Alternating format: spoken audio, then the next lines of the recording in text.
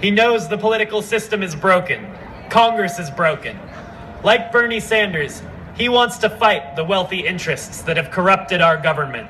And, like Bernie Sanders, he believes the time has come to take our democracy back. Running for the Congress for California's 12th District in 2016, I'd like to introduce Preston Picus.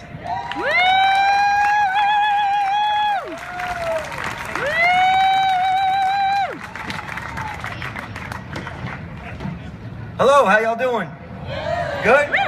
It's an amazing turnout. I love looking across this and seeing all of these people out here motivated. But I want to take 1 second. Can we give it up for the volunteers and the workers that threw this together? I mean, they did a tremendous job.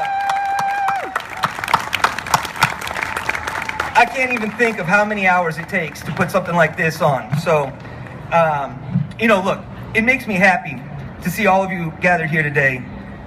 Don't for a minute doubt the importance of your presence. You are the watchdogs. You are the ones who keep the system honest and push it towards progress. Without you, the Keystone Pipeline would have torn up our country. That's true. Without you, a guy like Bernie Sanders would be a punchline rather than a powerful candidate in the presidential election. Go Bernie. Without you, the Pentagon wouldn't be talking about closing Guantanamo Bay again. This is all because of you. Now, in spite of these victories, we still have many problems before us. Our systems, judicial, executive, legislative, they're broken. Our basic economic structure rewards criminal behavior so long as it is on a grand enough scale, and it punishes poverty. It punishes humanism. It punishes being a good person as long as you are poor enough to go without notice. Nowhere is this more viable and visible than at the top. Now, you're all really smart people, so I know you're aware that the Koch brothers have plans to spend more than $900 million in the next election. That number is staggering on its own, but let me give you a little more context. Consider that in the last presidential election, the Republican National Committee and the Republicans' 2 congressional campaign committees spent a total of $657 million. So you got 2 brothers in Kansas, and they're their own impossibly powerful political party, one that replaces the power of the people with the power of the dollar.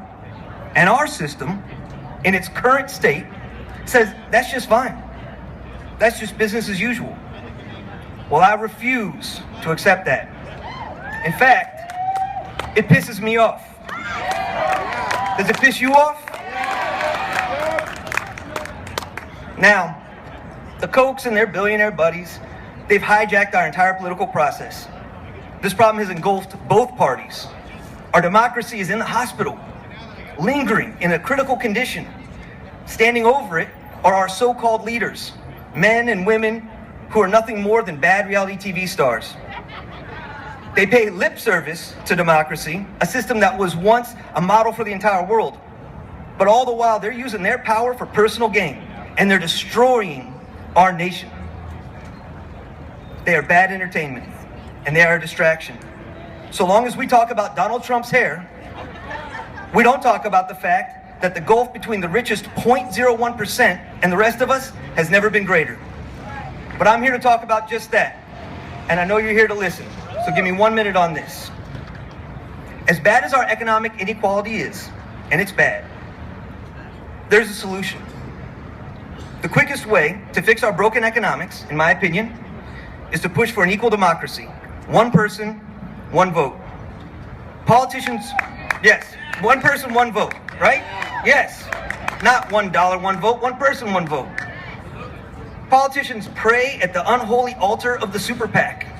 They are beholden to their donors, not the American people.